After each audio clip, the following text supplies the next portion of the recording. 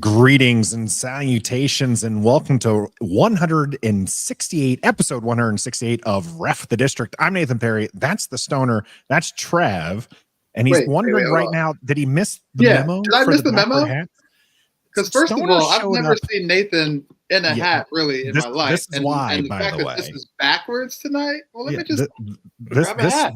This right here is why. For our audio listeners, I have a giant head. Not just ego, but literally just a physically large head. This hat is hanging on for dear life right now, and it's on the last button. And I even got a haircut. This isn't the mop of head that I normally have, and it popped undone as I took it off there.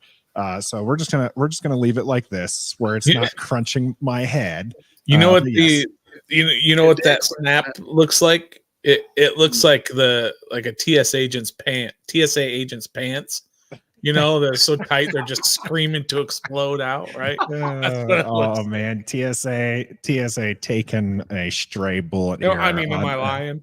On episode 168 here on Ref the District, part of the Believe Network. We're going to be revisiting the 2021 draft from the Commanders. Was it sneaky good? You got some starters out of there. You also have players who are no longer with the team, one having to be cut after you traded up for him. All that will be in the game. In the cool down, along with a mock draft, a 3-round mock draft, we're going to be talking about silly season. We have absolutely left lying season. We're past that point now, as the draft is just a couple of weeks away. We're entering silly season. People are just going to start saying things to say things because we've gone through 2 months of draft talk, and this is where people are going to have knee-jerk reactions, and people, Jayden Daniels doesn't like Adam Peters, or the meeting went well, the meeting that didn't happen yet. Or, you're going to have pictures drop of players smoking from bongs and pink cell phones, and all that other stuff is going to become all apparent and more important for no reason at all.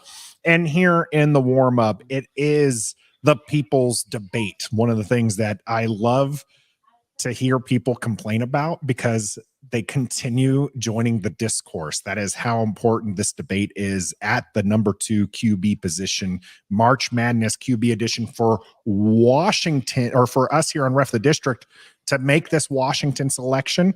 We ended up as Ref the District with Jayden Daniels and JJ McCarthy.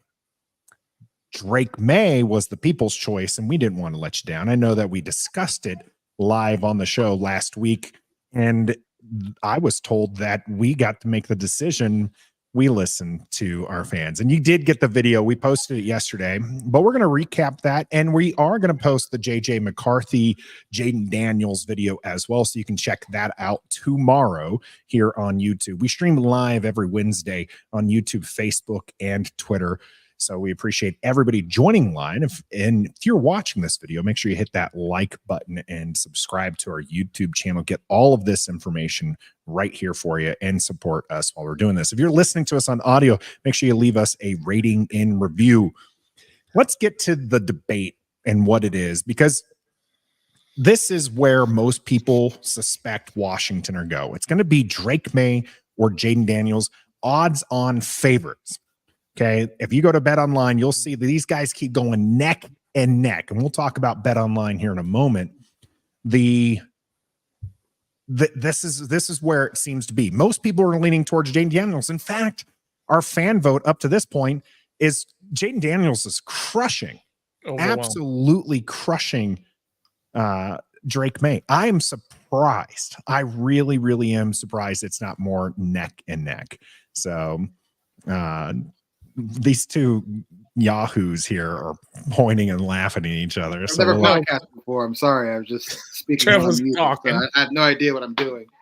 And there were no words coming out of his mouth. And so I was saying, as he should, Jayden Daniels, as he should be beating the brakes off of Drake Maye. Yeah, as he should. Yeah, it is an interesting thing. Like I said, I love that people don't want to talk about this anymore, but we'll always join the discussion in it. And here is our time to finally get to this discussion. Trev, you picked JJ McCarthy as well. You weren't on the Drake Maye chain. You just said that you at Jayden Daniels should beat Drake Maye handedly. So you obviously are pro Jayden Daniels. What is it about Drake Maye that you're not a fan of? I literally, for real, see Sam Howell. I mean, he has some great throws. He escapes the pocket well, but he went, 8-4 in the ACC. He hasn't had a lot of college experience. He misses, like Stoner's been saying, the layups. He misses the gimmies. And you can't afford to do that at the next level if you want to be successful and have a great career as a quarterback in NFL. So, I mean, there's nothing about him that on his highlight tape that I'm like blown away or just like, man, like, So Jayden Daniels is an athlete. I'm not saying he's not, but it's just, I just think also Jalen's playing style fits what Cliff Kingsbury is trying to do for Washington this year and the past. I know Drake Maye, yes, can evade and throw off the one foot and, back shoulder, whatever. But like, it's just, I feel like he does that not by design.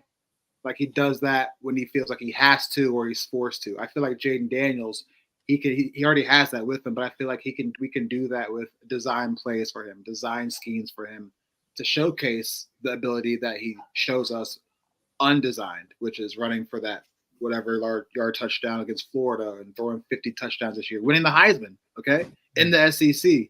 So I just feel like Jayden Daniels is more NFL ready for our offensive scheme and plan in Washington than Drake Maye. He fits it. That's interesting, Trev, because one of the things that the maniacs, as we call them, are, support Drake Maye with is the fact that he comes from a pseudo air raid offense out in North Carolina, and he has ties to the coaching staff here in Washington. Yes, Cliff Kingsbury traditionally likes a more mobile QB, somebody who runs, he picked Kyler Murray, he's had, quarterbacks who have had some wheels to them, but Drake Maye isn't unathletic. He's actually quite mobile for a big guy himself. So it's interesting to kind of hear from you that perspective. I will fully agree with you. If you're looking at the one who will be most successful right away, Jayden Daniels seems to have a higher floor starting out the gates. I'm not saying that he's guaranteed to, but because he has that extra gear, right? He has that running ability. He seems to me to be someone who will be more successful early on rather than, Drake Maye, who is primarily a pocket passer and will have to, try to work through the NFL schemes. Now, Stoner, you were out on Drake Maye. You're completely out. Are you so far out that if Washington were to select Drake Maye, you would be upset? No, I'm not that far out on these. I think the three guys, at least on the top for the number 2 pick, which is of course Daniels, Maye, and JJ McCarthy. I think if Washington drafts any of those three, that it's going to be a good choice. Because we have learned one thing is that this coaching staff and this front office, they're very thorough in what they're doing. They have a lot of experience in everything that they're doing.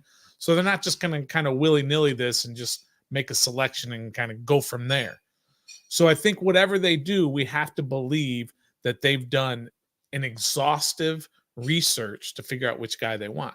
So, no, I'm not so far out. But listen, we got to talk about this for another 2 weeks until the draft comes. So we're going to nitpick every little thing that we find wrong with any of these players.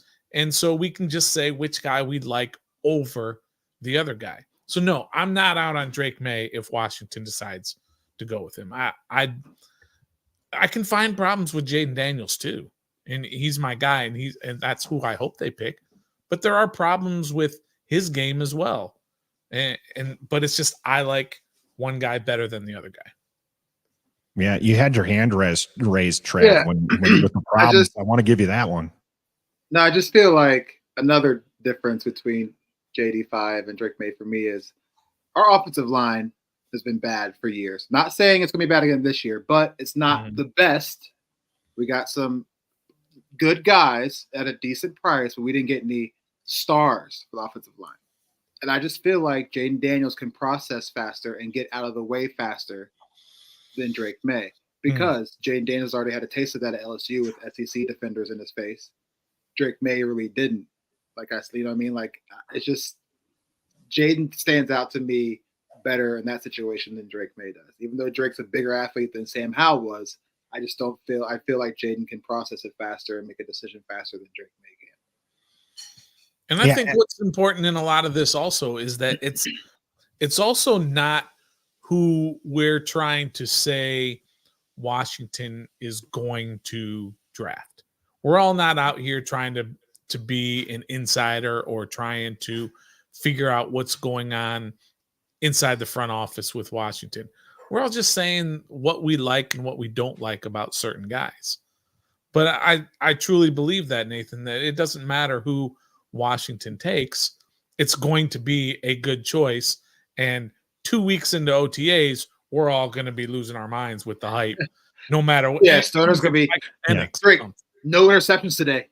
5 touchdowns today. We're going to have a board. We're going to have a training camp board that's going to mark good days and bad days for the quarterback and keep track of that the entire offseason. It's been pretty prophetic, right? That's the word. Hasn't that board? Prophetic, yeah. Right? Carson Wentz's board, our daily, we good. Tracked it every day, and it was not good, the overall, and he was not good. And then last year with Sam Howell, it was not good for a while, and then it got way better. And by the end, he was pretty high, and that's kind of how his season started before it fell off. But his season did the reverse, right? Like he started off training camp kind of struggling, got better, and then his season started pretty high, and then he struggled by the end of it. But we don't have to worry about that anymore. I do want to, I'd be remiss if I didn't give a shout out to those people in the chat already here. We got Locked on Law, Nicole, JG, Trevor, Uptown Dre, Brian in the house, Gregory as well, teasing me for my big old head here. This is why I don't wear hats normally, Gregory. I got a big head and a big ego that goes with it. We got Gus in here. We've got Deluxe, Doug in the house, Big E listening to us from the shower. Let's go, Big E. I don't know how to take that. Yeah, specifically calling out Stoner on that one, letting the Stoner know that he's listening to him in the shower here. We'll get to the Big E question here in a little bit. Grimjaw in the house here as well, Tommy. Thanks for joining us here tonight as we go through the great debate here in the warm-up. I mentioned our community polls. More than 70% are going with Jayden Daniels. That's at 1,500 people voting, which amazes me, especially as the Junks put out a poll themselves earlier this morning. Same poll, Jayden Daniels, Drake Maye. This one's more neck and neck. It only has 728 votes, though, right now on Twitter. Jayden Daniels still leading that one, but 56% to 43%. Much, much closer in there. 56.7. 43.3, in case anybody wonders where that extra percentage point went there. So that one is more in line with those betting odds that I mentioned earlier. Bet Online currently has them neck and neck for Washington to take with that number 2 pick. And you can head over to Bet Online right now. They're going to take care of you for all of your summer sports needs, whether or not that's baseball, golf. You can bet on your favorite golfers right there on Bet Online. Get all your wagering information from them as the NBA in the NHL head to the playoffs. You can make those smart moves to get more money in your pocket. And if you use the code BELIEVE, you'll get yourself a 50% welcome bonus on your first deposit. Bet Online, where the game starts. We did have somebody saying Locked on Law here was the correct answer is JJ McCarthy. And if you want that discussion, that's going to happen tomorrow between Stoner and I. It kind of went, I think, the same way that the Drake Maye and Jayden Daniels conversation went, where we do have a lot of good things to say about Jayden Daniels, and there's a lot of excitement, and there will be a lot of excitement if he is the pick here in Washington. Stoner, you alluded to the fact that there are things to nitpick on all of them, including Jayden Daniels. The thing that I continue to hound and nitpick, and the reason why I did not actually take Jayden Daniels, I took Drake Maye, is my concern over pressure to sack ratio. Well, I didn't want to tease that one, but people already know that, though. I think I've mentioned several times that I'm a JJ guy. In fact, during the video, Tommy here, who is saying JJ is Alex Smith, I said if that is his ceiling, is Alex Smith or Andy Dalton, Washington should be ecstatic. Yeah. His before the leg injury. Cousins, like, we're more than excited, right? I mean, that's a victory for us. Well, go ahead. I was just going to ask you. I was going to ask both of you all when it comes to JJ McCarthy. What are his what are his negatives? What are his things that you look at and you say we can't draft him at 2? What is it, Trev? Do you have any on JJ McCarthy? What is wrong with JJ McCarthy in his tape, in anything that he's done? Well, what's wrong with him? I don't really know if there's anything wrong with him, but if you're looking for like highlight, electric, athletic, entertaining, it's not. He's just he's a pedestrian quarterback. How about that? He just makes all the right plays, right throws when it's needed. Yeah. There's nothing freakish about him. There's nothing electrifying about him. There's nothing really highlight worthy except for a few throws that are going around social media and all the NFL networks right now. But he's just a pedestrian quarterback. He is like an Alex Smith. Alex Smith led us to, we were 6-3 before the leg injury. I mean, it wasn't pretty, but we were winning games. And I feel like with this coaching staff and regime, they're all about winning. They really don't care if we win by 30, if we win by 3, as long as we win and we compete and are competitive. So I like JJ McCarthy over Drake Maye. I watched a lot of Drake Maye last year. And if it was last year's draft in this situation, I'd be like Drake Maye. Okay, cool. But he did the Sam Howell effect. His next year up, he got worse, but his stats were okay. But he just wasn't. He's not. I don't think he's really a top 3 pick in my book. I think he's a second round and beyond quarterback, to be completely honest.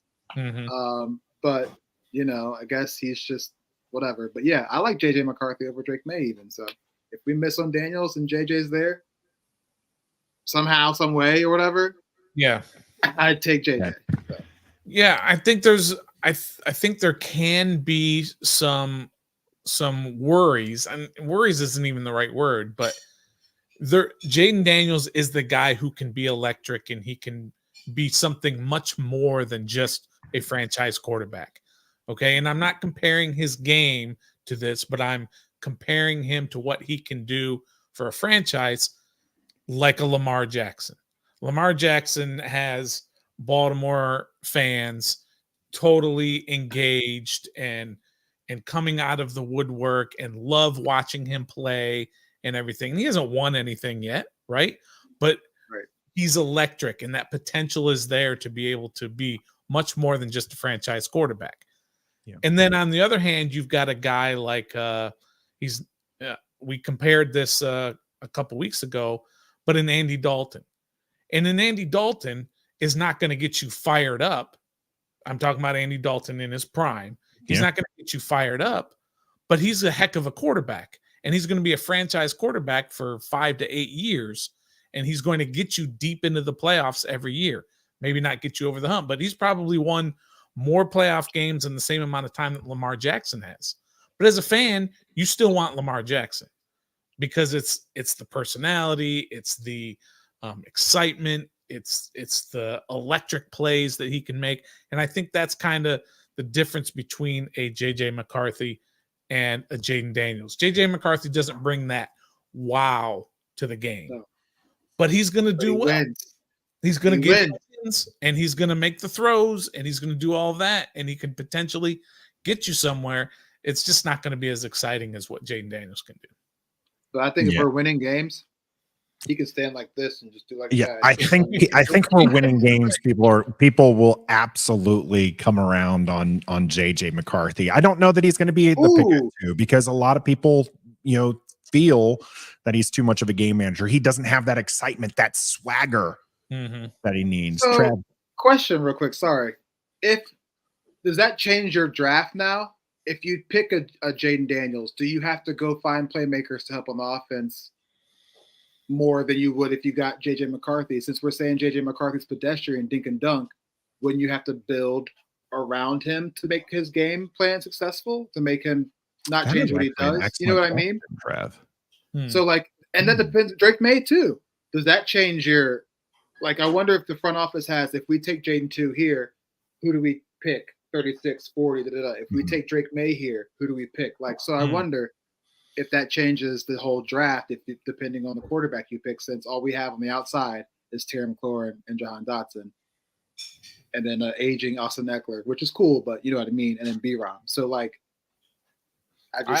think it has that potential, absolutely. If you feel like a guy that you're going to end up getting needs a little bit more help around him, then maybe you do have to go draft a little bit differently in the second, third, fourth round. So I think it potentially plays a role into what they want to do later. But it also plays a role, I think, in terms of where you're going to take the guy. If you're saying, I like JJ McCarthy, but I can get JJ McCarthy at 4, then there might be some maneuvering there to where you can manipulate the draft a little bit so you get an extra pick here or there, and then you can go get that guy that a Brian Thomas or something later on late in the first round, because you need a bigger playmaker for JJ McCarthy. So I think there's some potential to change your draft strategy based on which guy you take. So that's another thing too. So sure. Who do you take? It plays into it. Yeah.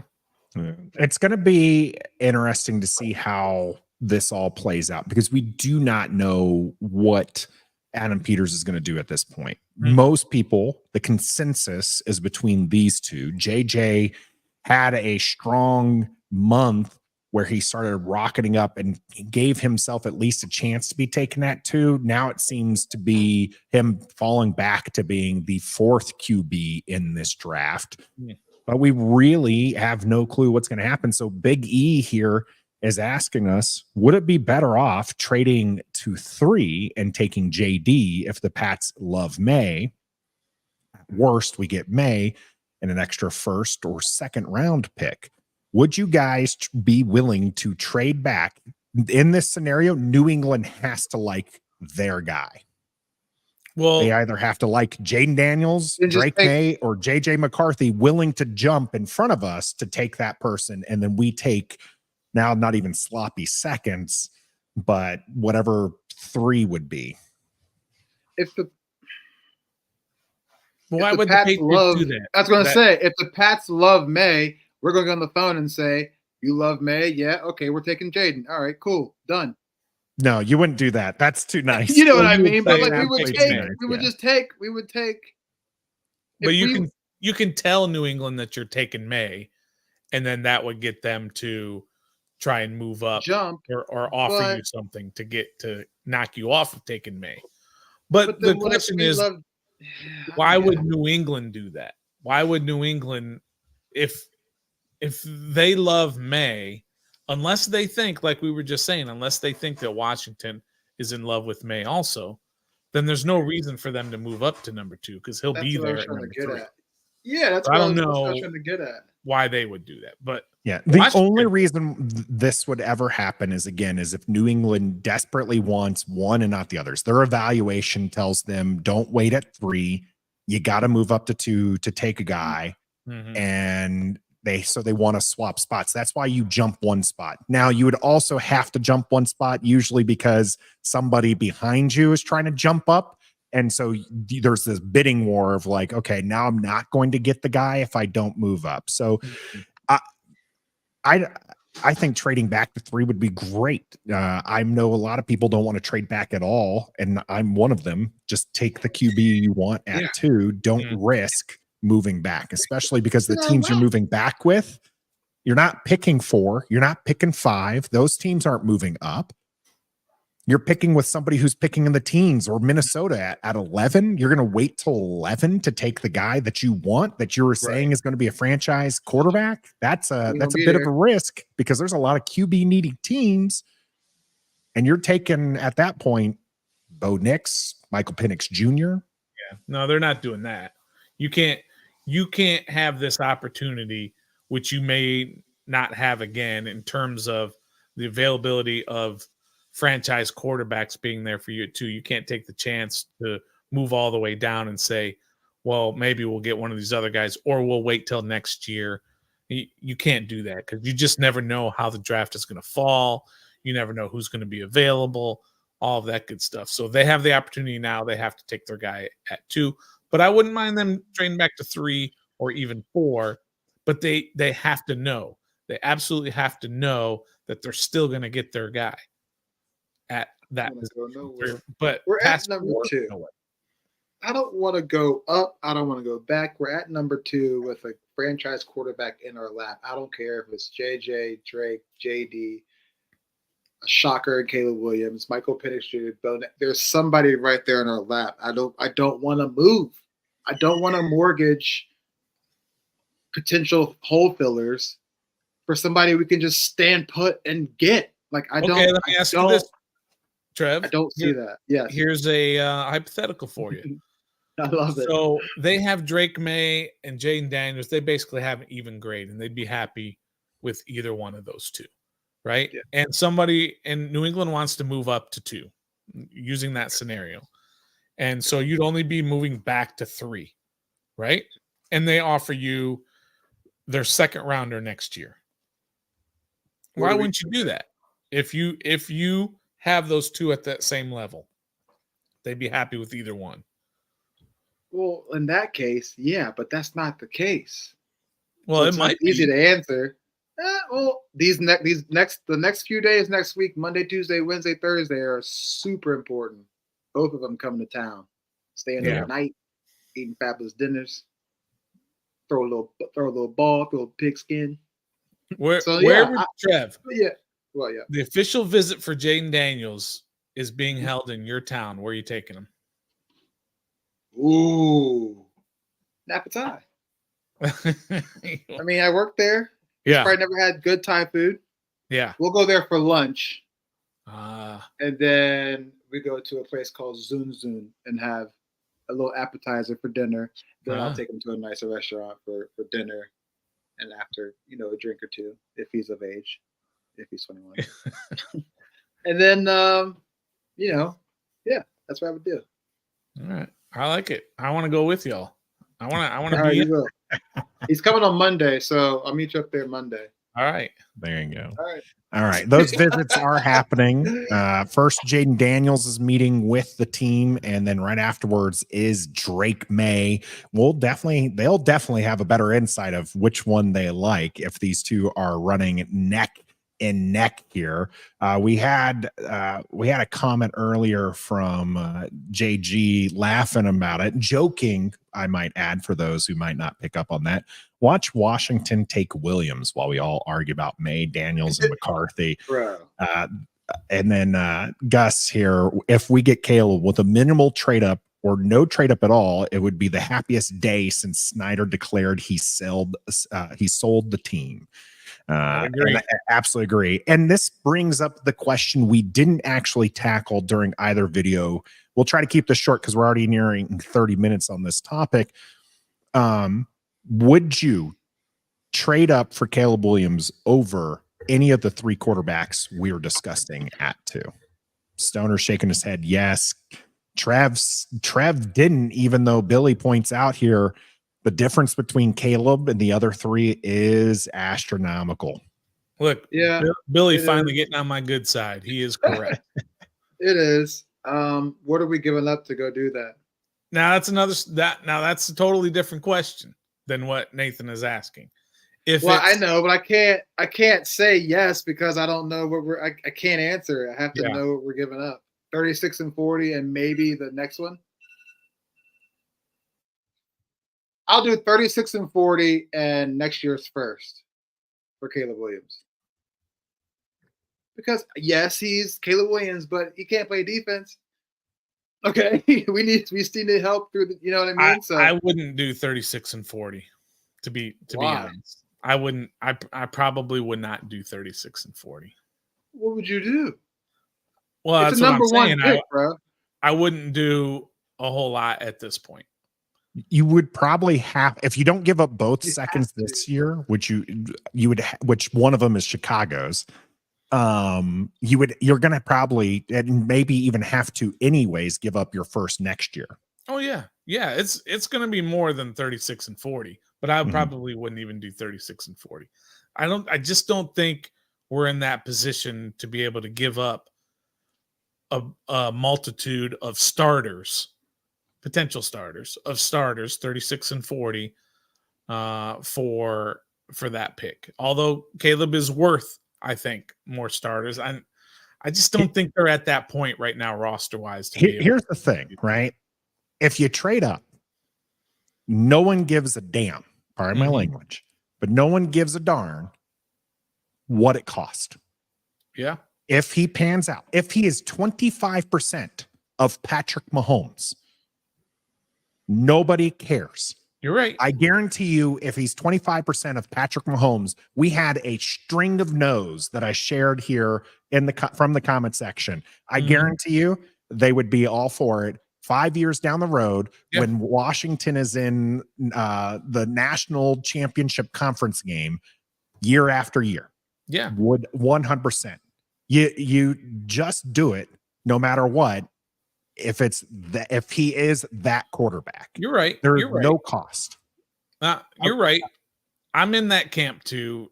It would be hard for me to just kind of visualize that at this point. But yeah, and I do think Caleb is that kind of guy. I think that kind of quarterback. So, I mean, yeah, you could probably sell me on it, but it would hurt. It would hurt really, really bad to give up a first rounder next year plus 36 and 40. So your draft is basically Caleb Williams and a bunch of reserves. That's what your draft is this year. Which, like you said, Nathan, 5 years down the road, you won't care that this draft with Caleb Williams. I don't want to wait 5 years, y'all. I'm 38. And I've waited 38 years. -1 with RG3. Yeah. Well, I'll count that because we didn't, whatever. Yeah, I don't want to wait 5 more years, man. I hear want to win right now. We would all love it to happen here. Michael, I'm saying if Caleb Williams is 25%, you move up, no question, and you don't care. Code Talker at 25% of Patrick Mahomes is not enough. Was it 2 Super Bowls wins, 3 Super Bowls? I mean, the guy's been in the league for 7 years, 5 years. I'm kind of with Code Talker here. 25% is not very much, Nate. You need to kind of up that a little bit. 25% of that. The man he won the Super Bowl playing 25% because he was hurt. He's been in the league, guys, for less than a decade. Less than a decade, and he had 3 Super Bowl visits, 2 Super Bowl victories, 2 Super Bowl AFC championships. I'm saying, like, extrapolate that out his entire career if you want to go for a quarter. Then I'm saying the quarterback you move up to gets you 1 Super Bowl win. You wouldn't move up for that. 25% of Patrick Mahomes is Jameis Winston. Oh, that's okay. Trash. Let's go to the next topic. We're moving on. We are absolutely moving on that one. So stay with us. When we come back for the game, we're going to revisit 2021. Was it actually sneaky good draft for Ron Rivera? We'll decide.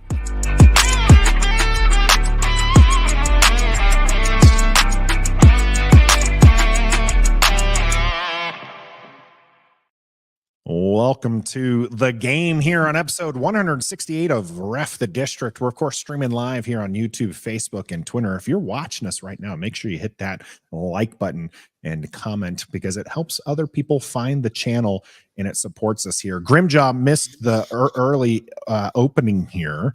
So if you're watching, Grimjaw asking, did I miss something? Is everybody doing the DQ hat day? We all have the backwards hats, but I might have to take it off because this is ridiculous because I have such a large head it can't even stay on properly. The snapback has popped off. Stoner was like, you got to get a bigger hat, and I was like, it's a snapback. What do you It's not like a fitted hat. A fitted hat, I think I wear an 8 when my hair's short like this. A little bit larger if I don't here. We had some people telling us we can't revisit drafts. We normally revisit last year's draft, and we might still do that next week, pending the information that comes out between now and that show. But we wanted to look back. We didn't look back at 2020 because no one's here. And also those players have served their time with Washington. These players that we're going to talk about today were players that were selected in 2021 who are coming up into their 4th year. So if they managed to stick around here on the roster, and spoiler alert, there's several who haven't, we actually get to see what value did they bring to Washington. Mm-hmm. I teased that this might be a sneaky good draft for Ron Rivera and company. And I know that, that is not the common thought behind this, because Washington is not a very good team. So even if they're starters in this list that we're going to talk about, are they really starters in the NFL? First thing I want to do, gentlemen, is talk about what we have here. So Trev is going to step out. He'll step back in here momentarily. So I wanted to go through what each, not the draft picks currently. Okay. We're going to go over each of the individuals, but when you're drafting a first round guy, what do you expect to get out of your first round guy? Same with the day 2 guys, rounds 2 and 3. There might be some difference there. What drafting a second rounder might be different than drafting a third rounder. And after looking at the statistics on snap counts, drafting somebody in the back end of the 3rd, you might as well be drafting in the 4th. So, what you're looking there compared to what you're looking for in the early 3rd or the 2nd round might be different. So I wanted to break that down. Day 3 guys, if there's a difference between a 4th and a 5th round pick. So that is what I wanted to talk about first. So let's talk about, what do you expect when you're picking a first round player? What do you expect to get back, Stoner, and those listening right now? Well, I mean, let's not get crazy when you talk about a first rounder at pick 19, which is where they pick. There's a difference between top of the 1st and back of the 1st. Right. This is kind of towards the back of the 1st.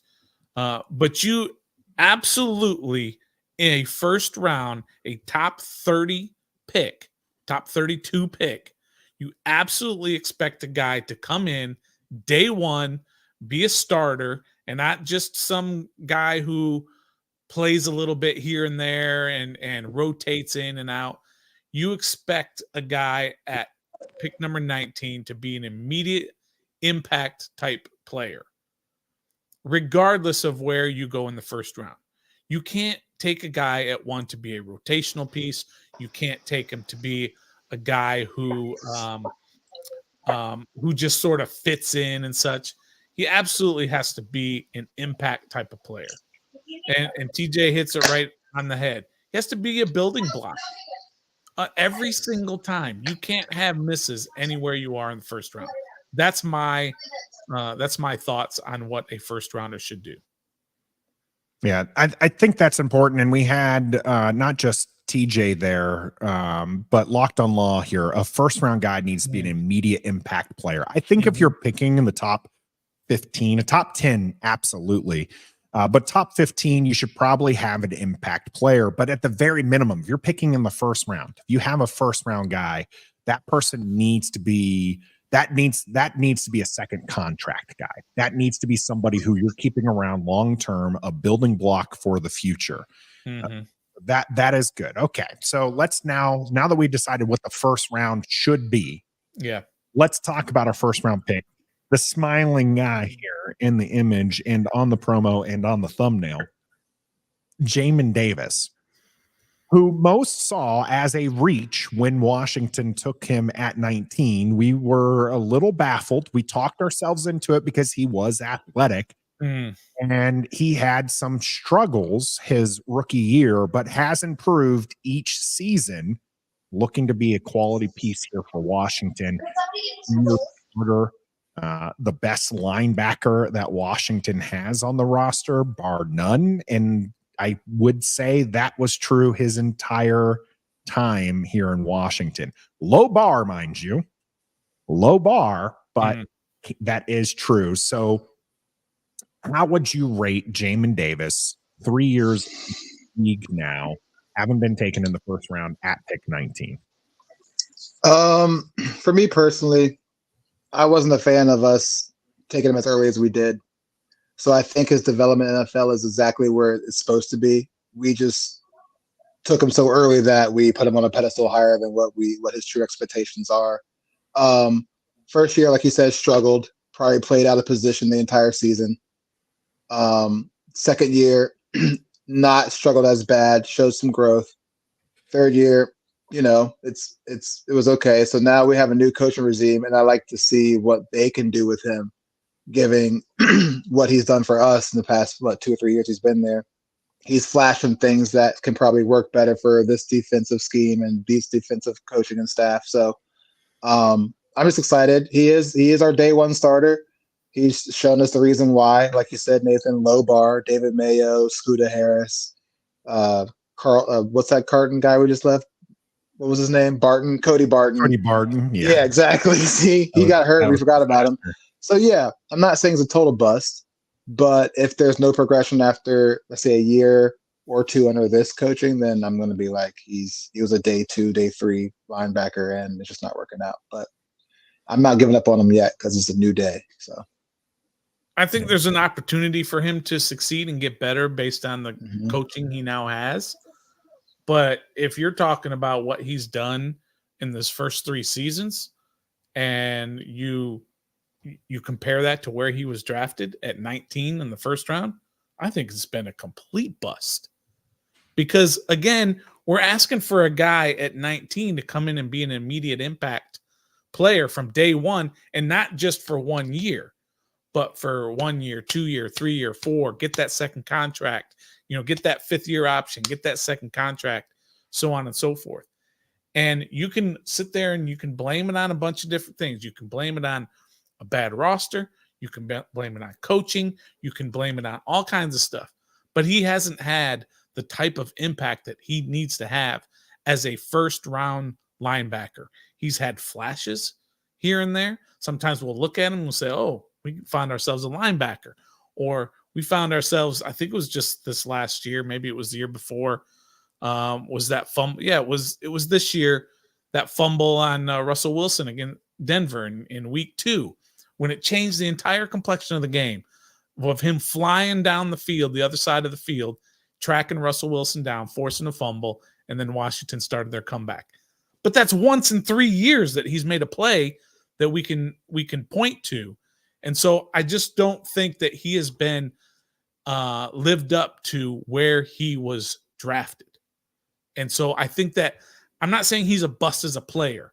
I'm saying he's a bust in terms of how you evaluate. How about let's not use the term bust then, because I think that's too strong of terminology, right? All right. You're saying Washington missed on this pick. Missed. That would be better, right? Missed. Because you're Absolutely. saying that at 19 they could have taken a player who would have had more impact than Jamin Davis provided for Washington during his duration. Is that a more fair assessment?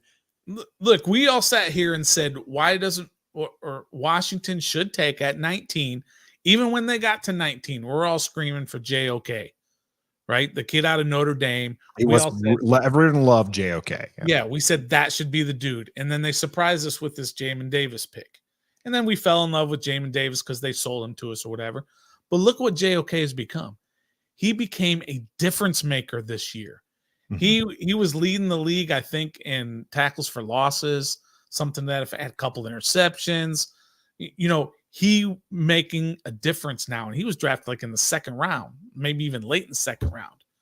But that's what you need from a guy. So when you look at a player that was taken who's not making an impact, and then you see a guy who plays the same position behind him, who's drafted behind him, and he's making all kinds of plays and making a difference, that's when you just say, like, that's a miss. So I won't use the word bust. That's an absolute miss at 19 in that draft. I can't say it's a miss yet, man, because we clearly witnessed. It's 3 I know, years. but the first year he was literally drafted he was a sideline linebacker. He came here and he was automatically calling plays for the defense, playing the middle spot, but he's pretty much never done that. Yeah, that's not really on him. I know you got to adapt as NFL, but like, come on, man. We did it to William Jackson, who's a veteran. He was a lockdown corner. Brought him here, played zone. He looked like trash, and now he's out of the league because of that. So, like, you draft Forbes, who is a zone corner, and then ask him to play man against some of the best wide receivers in the game. Trash. Coaching was bad. So 2023 then, Trev, when he was playing outside. We had the same coach. That's what I'm trying to say. We had the same, like, they fired Jack Del Rio mid-season, which doesn't do anything because it was the same scheme. It's just a different person calling it.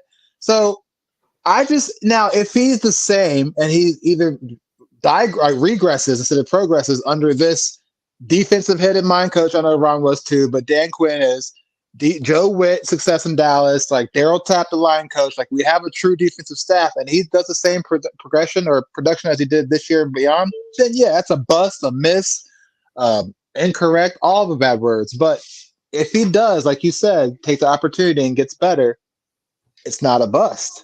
Because if we're putting this 5 years on the quarterback, why can't we do the same for the quarterback of the defense? Yeah, I think that's fair. I think that's fair to be able to say that he has the potential with the right coaching that's in place here. I think people are going to be me today this year. You're asking me today, Nathan. You're asking me today to evaluate that selection. And at this point, it's a miss. Maybe he gets better in his fourth year. There's absolutely that possibility that he gets better. But right now, everybody's that way. We talk about it with all the players that they could be better with better coaching and all this. But we don't know. We can only look at what we've seen for the last 3 years. And the last 3 years, he has not lived up to what he's supposed to be with the 19th pick. Yeah, and TJ saying he's good and mad, and I have no doubt because the physical tools are there, as Big E says, and then continues to say he's just racing his car too much. Yeah, Jamin Davis getting in off-field trouble was a little bit of not maybe a surprise, but it was shocking because one of the reasons why we were told Jamin Davis was the pick at 19 was not just because of those physical traits, but because Ron Rivera values high character guys, and lots was made about Jamin Davis's background and his upbringing with military family, and here he is getting into legal troubles, not just once but twice, and then being involved in another one racing incident that led to the loss of life. Is just it was interesting. I think that there's some questions here that we can ask to really kind of evaluate whether or not it was a miss. First one we're going to ask comes from our friends, the First String Podcast, Toothpick and the gang over there. Make sure you go over and support them like they're coming over here and supporting us right now. Could Jamin Davis make another team's roster? So in this case, the basic question we're going to ask pretty much every time here is, could this player make another team's roster? Yeah, of course he could make another team's roster. Absolutely. He's good enough to be on just about any team. But that doesn't necessarily declare whether or not you're a success. The question you got to ask yourself, really, for me, is if you had to do it over again, would you draft Jamin Davis at 19? No. If Jamin Davis was available for you at 19 today, after 3 years of seeing him, not at Kentucky, I'm talking about 3 years as a pro. If you were to draft today, would you draft Jamin Davis? Well, that kind of leads into the other question, which is from JG, is what picks come after that had a more immediate impact, or that Washington could have taken. And in this case, you could have had Christian Darrisaw, who was picked at 23. Oops. You could have had Greg Newsome, who was picked at 26. Eric Stokes. Odafe Owe. I mean, these players were all taken afterwards. Now, granted, they're picked for different reasons, but these players were all picked within the first round. And I think that goes into what you're saying, Stoner, is, now we see what these players are like in the NFL. And if you were to redraft 2021, Jamin Davis probably isn't being picked at 19. Darashaw might not even be available at 19. Right. In that regard. So it is kind of interesting, but the players available afterwards, I do think kind of lend this one to that's one of the reasons why this would not get an A. Jamin Davis could not be an A pick for Washington is because of that. Now, I think there's a chance for this to still be a B pick. We got one more season. And the final question I want to ask with this, when we talk about these players here is Jamin Davis going to get a second contract?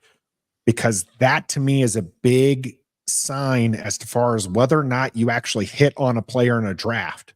Is this player getting a second contract specifically from Washington, but at least a second contract? Because Cam Curl was absolutely a hit, and he was a 7th round pick. He didn't get a second contract here, but he did get a second contract. So will Jamin Davis get a second contract? I think absolutely yes. Will it come from Washington? Maybe not. Maybe not. As much as I just trashed Jamin Davis, I think he would get a second he will get a second contract in Washington. I believe all that stuff that you guys said about Washington now having the right coaches in place to be able to coach him up to his potential. And I think he has that ability. And with the right coaching, he can get there. And so I think he probably will get that second contract. It's not going to be some massive Josh Allen type contract that Josh Allen got today, but he's going to get a second contract. And I think it absolutely could be with Washington. So there was a question here. I'm going to see here. So Deluxe, yes, wanting to know what player at the same position was picked afterwards. And so I'm on Pro Football Reference here for this. So they might have a player not listed quite correctly, but no, it does look actually there's a outside linebacker. Jamin Davis as a linebacker, so take it for what it's worth there. Joe Tryon Shoyanika for Tampa Bay. When I like him. Right after. That was pick 32. Yeah. I like him. He's for Tampa Bay. He's good. Yeah, but we already talked about JOK, who was picked in the second round also at 52. And what about Nick Bolton for the Chiefs? Oh, yeah. He was drafted after that. He was drafted. Nick Bolton was taken after JOK. I just had him. He was taken at 58, but you also had Azeez Oyulari from the New York Giants picked at 50. He's another stud. Good. There's 3 studs. Isn't I think he might be more of an edge guy now. I get some of those Giant linebackers and edges mixed up, but yeah, there were a lot of linebackers selected after him that are Pro Bowlers, that are not necessarily Pro Bowlers, but are impactful on the defense that they play for. And I do understand again that some of those are edge rushers, not necessarily linebackers. I was reading off from Pro Football Reference the players who are listed either as a linebacker or outside linebacker. So you did a fine job. Those are because we got the comments coming. I know the hate's coming. Hopefully the love is coming as well. So make sure if you're enjoying this so far, you hit that like button as it helps support the channel and it just makes us feel better about ourselves. Let's move on from Jamin Davis and go into round 2. Pick 51 of the draft was Sam Cosme, drafted as an offensive tackle and now sitting firmly in that right guard spot. How do we feel about this? Is this another miss, Stoner? No. This is exactly what you want from your second round pick. He's a day one starter. He comes in, maybe not at the position that you drafted him as, but whatever. Those things happen. You find out he's better as a guard, the whole Brandon Sheriff thing as well. But yeah, this is exactly what you want. He's not a Pro Bowler. He's not a bust. He's in there. You can count on him. I think maybe the first couple of years he was a little bit banged up here and there, but as of starting last year, I think he played pretty much every game. This is exactly what you want from your second round pick. He's a guy that you can absolutely count on and plays just about every game starting his third year. And yeah, perfect second round pick. Perfection. He's going to get a second contract here, almost for sure, coming up this next offseason. Yeah, love it. Where did he go to school? Texas, I think. Yeah, that's what I thought. Yeah, so he might not have been one of the flashy names or top linemen they talked about all that offseason, but like Stoner said, it gives you also faith in the formula for future drafts. You can find your dog of an offensive lineman who's not a bust, who does what his ass, comes in, wants to win, compete, day one starter at the 50s, 40s, or late 30s, whatever. So that gives you a little bit of hope. But yeah, I agree. Nail on the head. He came in as a right tackle, did some good things, but he thrives better at the guard position. Just look at the stats this past year. So yeah, great pick. No complaints at all. That's exactly what you want at 51. Well, I'm glad that we're all in consensus. I completely missed the concept that I started off with, which was talk about the round and what you expect from a player, which we'll get to here in a moment. But it seems like we're hitting a lot of those things when it comes to Sam Cosmi because we like him. We think that he's a good player, going to get a second contract, solid here. But Gus does ask the question, does he qualify as a miss? They drafted him as an offensive tackle. And they moved him to guard. And can't you get guards later in the draft? I want to tackle this one first here. That is, you absolutely can get guards later in the draft. You can get tackles. Charles Leno was a starting left tackle for a decade in the league, and he was taken in the 7th round. The best interior offensive linemen, when we broke down the lines and the ones who were successful and highly rated, are picked in the 2nd and 3rd round.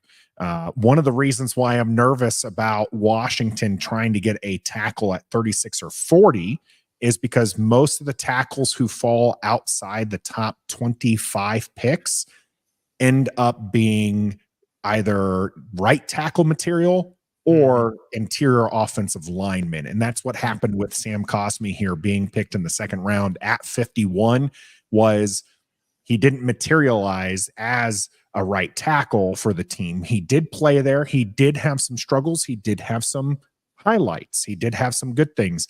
Turns out his short arms are better for him being a guard. His mobility is an asset there as well. I don't think it would be a miss though, just because they wanted him to be an offensive lineman. It's not like they drafted kind of the Jamin Davis thing, right? We talked about him. They drafted him to be a middle linebacker. They wanted him to be the green dot all the time, calling the plays in the middle of the field, using that sideline to sideline speed. They missed on that. They didn't get a middle linebacker. They drafted Sam Cosmi. They wanted a right tackle, but what they really wanted was an offensive lineman, and they got an offensive lineman. Yeah, it's not one of those cases where you were absolutely hurting for a right tackle at the time. And so you got him there because you thought he was going to be your right tackle forever. And then you moved him to right guard and then you had nobody at right tackle. It wasn't that case, but I get kind of the concept of saying it might be a miss because you drafted him at one position, but you draft a guard at 51 100 times out of 100 if he was the type of player that Sam Cosmi is. So I get the concept that you feel like you missed because you drafted him as a tackle and he ended up being a guard, but he's an everyday starter regardless of which position he plays. And he's impactful to the success of the team overall. So I think this was exactly what you want from a 2nd round pick at number 51 is a guy you plug in and don't worry about it for 4 years and then try and figure out a second contract. Cosmi's a perfect pick. Yeah, we're all big Sam Cosme guys here. Now, let me backtrack a little bit and let's talk about picking in the round. And the reason why this is important, by the way, is because I'm going to use this in the future for us. Is when we're looking at not just in the mock draft that we're going to do later today, but just in general for Washington and evaluating players and where we're taking them. Is what are we expecting from each round? So in round one, we're expecting an impact player, a building block. And round two, an everyday starter. What are the other things you're looking for in a round two pick? And besides an everyday starter, what do they have to be when you take them in round two? I think you got to take a little bit from the first round impact and add it with the everyday starter. Also depends on where you're picking in the second round too, I believe. But no matter what, I think you take a little bit from round one and add it to your round two. Someone that has an impact and can be an everyday starter.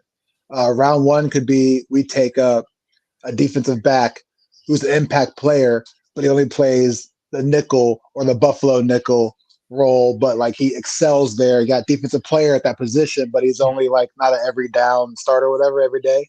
And then your second round is your Sam Cosme's, your everyday starters. But yeah, take a little bit from the first round. So when he does start every day, there's also impact along with it, not just he comes to work, shows up, and he's everyday starter. Second round has to be a little bit of a round one too. Yeah, so a little bit of that building block. Yeah. I don't think you need to kind of stretch it out more than that. I mean, a round two guy should just be an everyday solid starter. He doesn't have to be great. He can't be a guy that you can't depend on. He just has to be an everyday starter, almost regardless of the position. Almost regardless. Let's not get crazy with long snappers. But you know what I'm saying? Well, you're taking a long snapper in round two. You probably need to fire your GM. Right. That's right. So yeah, I just need him to be a guy that when I go into the draft this year, when I go into free agency, I'm not looking to replace him. He's an everyday. Are they looking for a right guard? Did they sign anybody in free agency at right guard? Are they looking to draft anybody at right guard? No, because they have their guy there, and that's exactly what you want at round two. Gus, that's a great question. Asking why we didn't keep Preston Smith. That's a good question. We don't know, bro. I mean, they've let a lot of good, round two guys go out the door, and they've whiffed on a lot of round twos. We don't think that they whiffed on this round two, but we've certainly whiffed on this, as Gregory points out, that we actually have 162 watching. That means Gregory's saying 102 in chat, but we've only got 44 likes. Let's like this. Come on, fellas, as Gregory says. We appreciate the love here, Gregory. But do hit that like button. I was pressed from the Ref the District team to make sure I'm pushing you to like this video more. So let Stoner know that is working.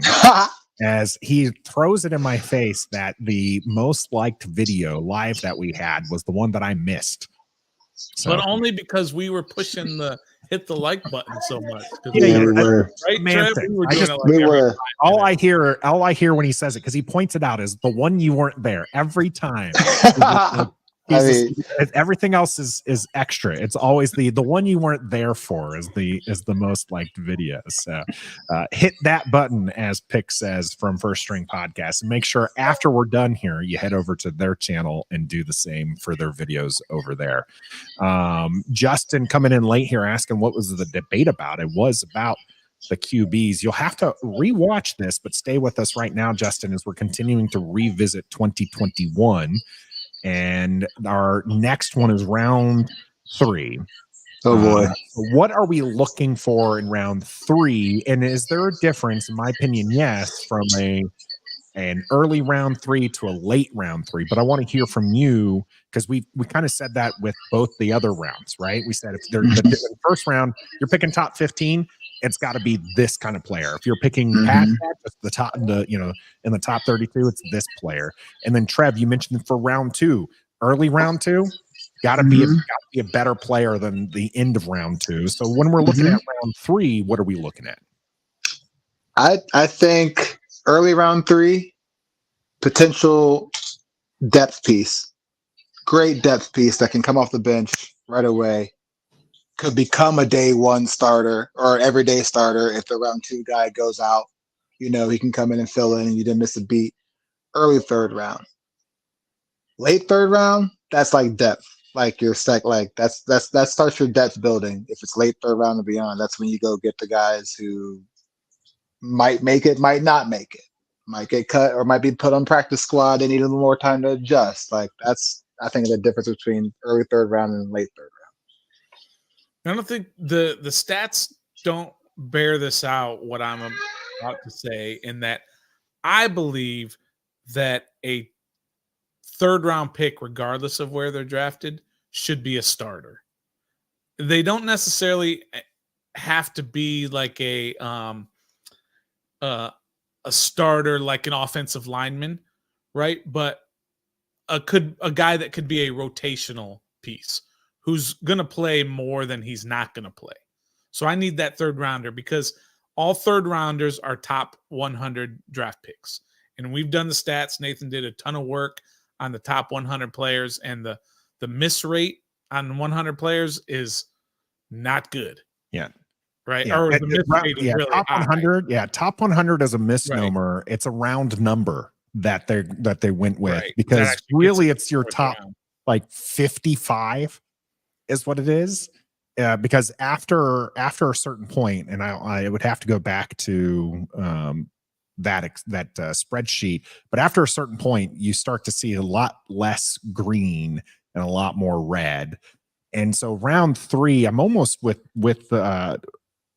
more on Trev on this one, more of a depth piece. I do like that Locked on Laws kind of going here with a little bit with Stoner, right? A situational starter. So I think that's where we kind of have it as both, right? I think that if you're taking somebody in round 3, you're looking for them to be a situational starter or at best a depth player. If they can be that, if they can be either one of those, it's not a bad pick in round 3. I'm a little bit different. I believe that, like I said, I believe that round 3 guys, which again is top 100, those guys should be playing. I don't think that they should necessarily be depth guys. They need to be rotational guys. To me, a depth guy comes in when the starter's hurt. Right? That's to me what a depth guy is. He's a guy who's not expected to play other than if the starter gets hurt or is just kind of winded. But it does depend on position as well. But like third round should be a 3rd rounder type guy when you have a John Allen and Daron Payne already on the roster. Yes. That's when a defensive tackle should be taken, when you have those 2 guys on the roster, not the 2nd round. But he should be a 3rd rounder, should be that type of player who comes in to do a little bit more than just be there for a guy who needs a minute to not play. And that's just me though. And I understand the stats don't bear that out, but that's just the way I look at it. That's a top 75 to 100 guys in the entire player pool. You don't think that those guys should be getting in there when there's how many positions are available on how many different teams, and you think that guy shouldn't be coming in right away and playing? I tend to think that they should. Most people don't think that way, but that's the way I think. And that's just not what happens either, as you alluded to. I think, Doug, yes, this is where BPA really kicks in, right? This is where you're just trying to do this. We had another person, and I didn't star it, and so I apologize, but TJ here, 3rd round, looking for hidden gems, right? This is where, maybe I disagree. Maybe, well, so what I think TJ is here saying, and I'll let him in the comment section defend himself with that, but what I'm saying and why I agree with the hidden gem here is, yes, you're looking for a situational starter, a should-be starter type deal, But somebody who's fallen to the third is somebody who other teams might not have valued, that you were able to get in the third round, who ends up exceeding expectations. You can really get a good player there. That's what I kind of interpreted with that hidden gems aspect, because true hidden gems come day 3. Right. Those are guys who have less expectations than these. These are the people who are being taken on Thursday and Friday and Saturdays. Is Friday just round 2, or is it round 2 and 3? Sunday is the big day, right? That's 4 through 7. So now I feel like it's round 2. And why? It's because it starts on Thursday. They've made this draft just drag out so much, which I think the NBA is doing now, right? Isn't the NBA splitting it up into 2 days? They're doing a first round is on one day, and then second round is day 2. But but I think I think it's round 2 and 3 are on Friday, and I think Saturday is 4 through 7. I don't think Sunday they draft. Do we? And maybe I missed my days. It does feel like it's only 3 days, so we'll take that one. Yeah, because Gus Bus is it's day. I thought 2 and 3 were drafted together. I thought that was the case. Those are day 2. Okay, so day 3 is round 4 and up. Yeah. 4 to 7. Yeah, so that's how it works. And then we have all day Sunday to get into these players here. One of the things said earlier is from JG, and I think this is true. If not that one, is this right here. I think the goal of every round should be a guy you think will exceed his potential. Well, I mean, and I think of course, prove anyone sure on those. So with this, so depth piece, situational starter. Those are the 2 taglines that I have here for our round 3. For you guys, not this guy. Should be situational starter, should be starter. I feel like are neck and neck, right? They're the kind of very similar in that regards. How about can be relied on as a starter? That's too much. Situational starter is fine, but okay. I think he's just hung up on the depth piece portion, Trev. Stoner. He gets a little cantankerous in his old age. Oh, cantankerous. Is that a word? No. Yeah, of course. Nathan said, of course it's a word. I don't know if cantankerous is, but cantankerous is. Yeah, that's what I'm saying. Yeah. All right. Oh, my bad. So now our first round 3 pick was Benjamin St-Juste at 74. So reasonably early. He has been a starter for Washington. He's played inside, outside. He's had some success. He's had some failures. So was this a good pick for Washington? Well, let me ask you this. Let me kind of turn it on you a little bit, right? Is Washington looking to draft a corner this year? Yes. There's your answer. If you're looking to replace Benjamin St-Juste, who is a starter at this point, it's St-Juste and Forbes, right? Those are your 2 starters. If you're looking to replace him as a possibly replace him as a starter, then you have to say that that's a miss. That's the way I look at that with St-Juste. He's a miss. When the pick came out and I had to Google him, that's how I knew he was a miss. Well, that's true. I know. Too, then, right? We didn't Yeah, know. we were all. This was another Jayden Davis, right? Yeah. This was another one. We were just like, who? And the fact that he played corner at Minnesota, I was like, okay, why are we doing this right now? Why? Like, what position? Yeah, but this guy. So who was taking at his position? Who was taken after him at his position? That's a good question. Yeah, where was he taken? 3rd round? He was taken in the 3rd round, pick 74. Okay, so I'll give you some corners after that. Yeah, Paulson Debo was taken, pick 76. Divine Diablo was taken in pick 80. Another cornerback. Anybody where you're gonna say they should have taken him instead? Nashawn Wright, Elijah Molden, Fuito Melifuano. Okay. Detroit guy. He turned out pretty good, right? Am I wrong? Am I missing? Melifanu. Oh yeah, yeah. Detroit. Mm-hmm. I thought He's not bad. he's not bad, right? Brandon there, Stevens. there from wasn't Baltimore. anybody there that. No. So I think it was a mess. So it's funny, and this is why I wanted to do it this I mean- way. I didn't mind going backwards on Cosme because I knew we were all high on Cosme and totally wasn't by accident or anything like that. But this is why I wanted to do it this way, is because if in round 3, if we're looking for a depth piece, if we're looking for a situational starter, a should-be starter, Washington got that value out of Benjamin St-Juste, but we're saying that it's a miss.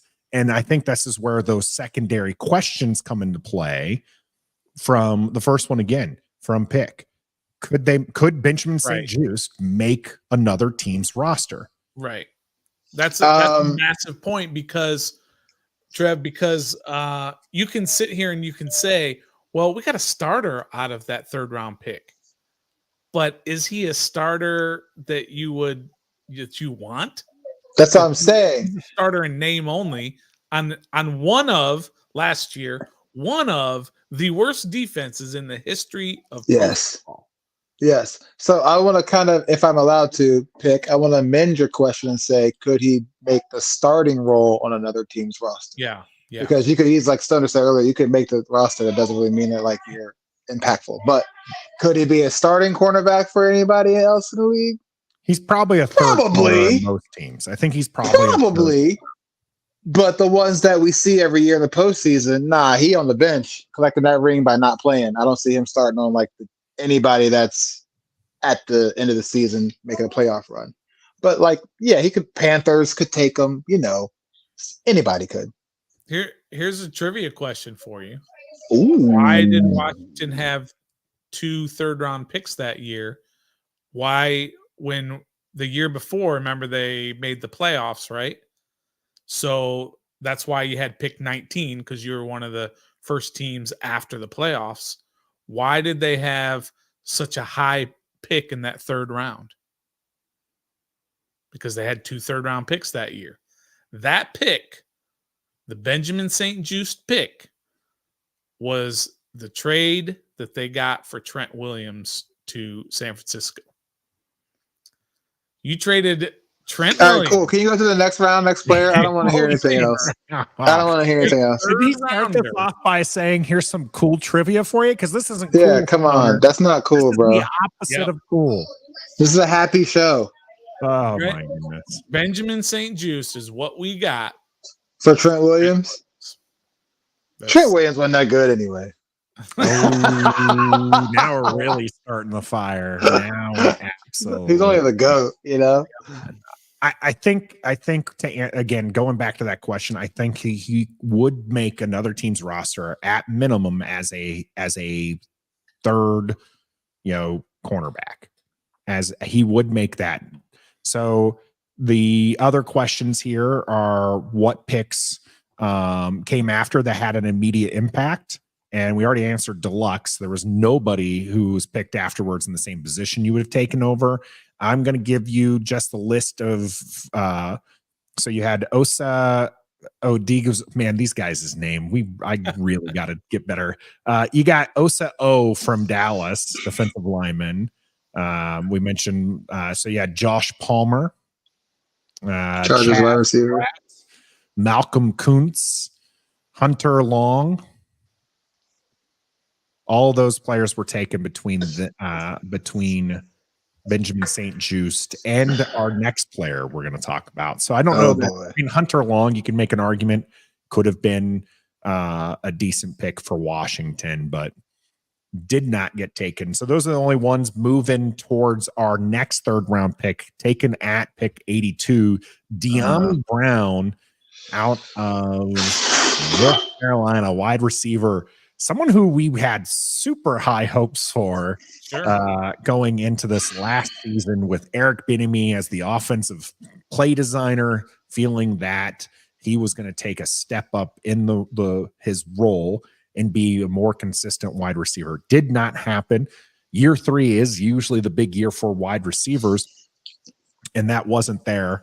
So I'm going to go out and just say this has been a miss and see if anybody wants to disagree with me. It's a miss. Crickets. And I'm a Tar Heel guy, so I got a butt in there. He's a definite miss. But also, our quarterback play has been trash. Our offensive line play has been trash. Say what you want. Yes, he dropped some passes, but he did catch those 2 bombs when we had Carson Wentz at the helm. So that he showed that he can do it when he has competent quarterback play every once in a while. So just by what he's had to play with and his drops, he's a miss, but we haven't had a quarterback that can get anybody the ball except outside of Terry McLaurin. I mean, we really couldn't.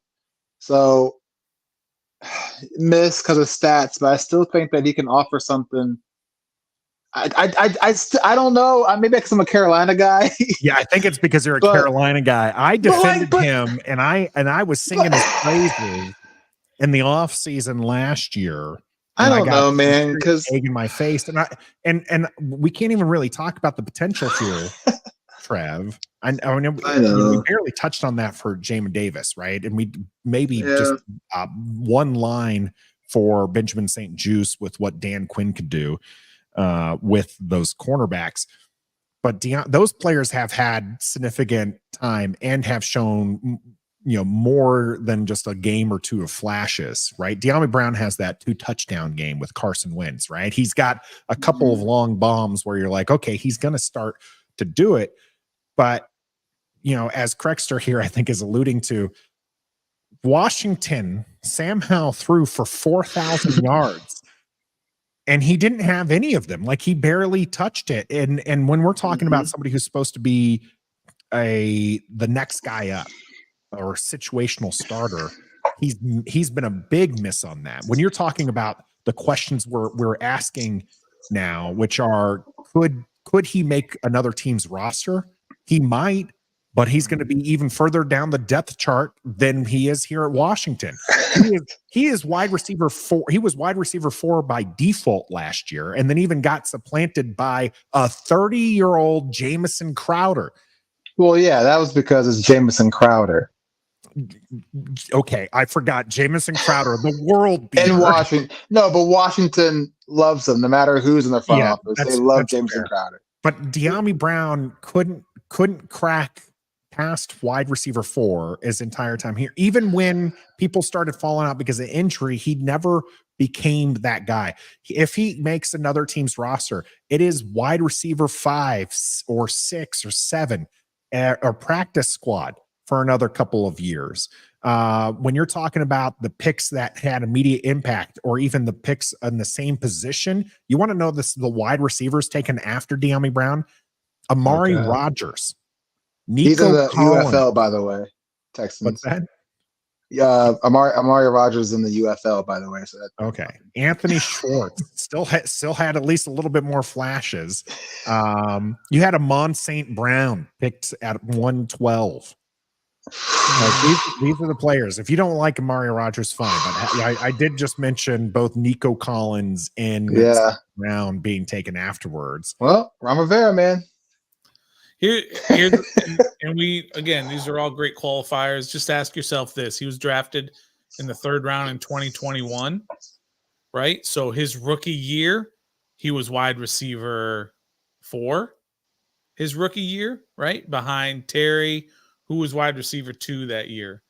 I know, they had Curtis Samuel, right? So they had Terry, Curtis Samuel, and you know who wide receiver 3 was?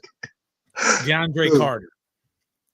So he couldn't beat out DeAndre Carter his rookie. That's because DeAndre Carter, you guys. That's what I'm telling you. Come on. All right. So then you say, okay, year 2, this is going to be the year. Oh, wait a minute. Let's draft a wide receiver in the 1st round. And so let's make sure he doesn't even sniff wide receiver 3. So now you got Terry, Curtis Samuel, Jahan Dotson. And so he's at best wide receiver 4, caught a grand total, I believe, of like 5 balls that year. Then again, you come back this year and you've got those same 3 receivers ahead of you, and he still only catches 12 balls. You could say it's the quarterback, you can say it's the coaching, you can say it's all kinds of stuff. But when it comes right down to it, when you look at his stats, he's caught 29 balls in 3 years. So So why is he still on the team? Why is he making the team this year? Why? Because he's a serviceable wide receiver and he doesn't cost you anything. He's going to be wide receiver 5 this year. Probably wide receiver 6 because they're going to draft. Well, Curtis Samuel's gone. So yeah, dude. Curtis is gone, bro. So he'll be wide receiver 5. So he'll be wide receiver 4. Terry McLaurin, Jahan Dotson, wide receiver they draft, James Brown, De'Ami Brown. No, James Crowder, man. Much Crowder behind him. And earlier, Locked on Law, I know Crowder's on the roster and Trav mentioned this as well, because of the kickoffs and the punts and the fact that he can do some other things. He is just a better wide receiver than De'Ami Brown. He is. It's very simple. He runs a better route tree. He actually catches the ball. De'Ami Brown was a long ball threat, and he doesn't even excel. You know what? You both have given me no choice but to move away from trap key season. I'm on now. Tsunami De'Ami is coming this season. I love it. So get ready. Tsunami De'Ami. Well, he's poopa-doop. Let's move on from the tsunami, take ourselves out of the danger zone on that one. Let's move on to round 4 here. When you're drafting a player in round 4, and I'm just going to try to speed this up just a touch here so we can get to silly season in under 2 hours. Round 4, what are you looking for in a round 4 player? I'm Googling at this point. I've turned the draft off. I'm living my life. Now I'm seeing, we got this in the 4th round. Okay, then I'm researching. That's my personal take. 4th round is depth on practice squad. Can maybe be a gem because you wonder why, like a Sam Howell, he slipped so far down. Like, he's there. Might as well take him now at the 4th round. But other than that, I'm Googling it. But this is also where great GMs make their bones, right? This is the 4th round. Day 3 is big. Yeah. So, we don't know who these guys are, but the best GMs in the world know who these guys are, and they are depth pieces. That's what you're hoping for, and if you get anything better than that in the 4th round, then that's your hidden gem. That's kind of how I think of a hidden gem. I get that how you explained it, but you're just looking for a guy to make the roster, and then be able to help the team in certain ways, special teams, play 15% of snaps. That's about it. If you get anything better than that, you've got something there. Yeah. So I would go, how about not only in depth piece, but also a developmental player as well. Someone who, and Locked on Law saying this for 4th and later, but player who has talent, but also some flaws. So you're trying to work on them to get them to be that one. So a developmental piece, right? Okay. Yeah. I think that's fair. Well, Washington with pick 124 took John Bates. Yeah. I think that was a hit. I mean, what do you think it was? I don't know if it was a hit, but in round 4, what more do you want from your round 4 guy? He was a little bit. You're right. I mean, he's a solid tight end too. I mean, if you want, let's go ahead. We can ask the special questions, which we will. But ask the question is: would John Bates be anybody on anybody else's team? Would he be tight end 2 on anybody else's team? He would definitely not be tight end 2. Probably tight end 3 on quite a bit of teams. Yeah, I think tight end 3. Washington's definitely been looking to replace him, but he just continues to stick around. Who was our tight end when we drafted him? Was Vernon still here? Him, or was it Logan? Was Logan here? No, Logan was long gone by that in 2021. I'll tell you right now. Keep going. Yeah, I just feel like when we're talking about John Bates, I know Stoner loves to say that he's just an extra offensive lineman. Yeah, but he's is serviceable. He's not great, pass catcher or anything by any means. But I mean, he's serviceable. He's a great blocker. I think he probably makes another team's roster as a tight end 3, if not taking a tight end 2 position if they're looking for that. That was Logan Thomas's First year here.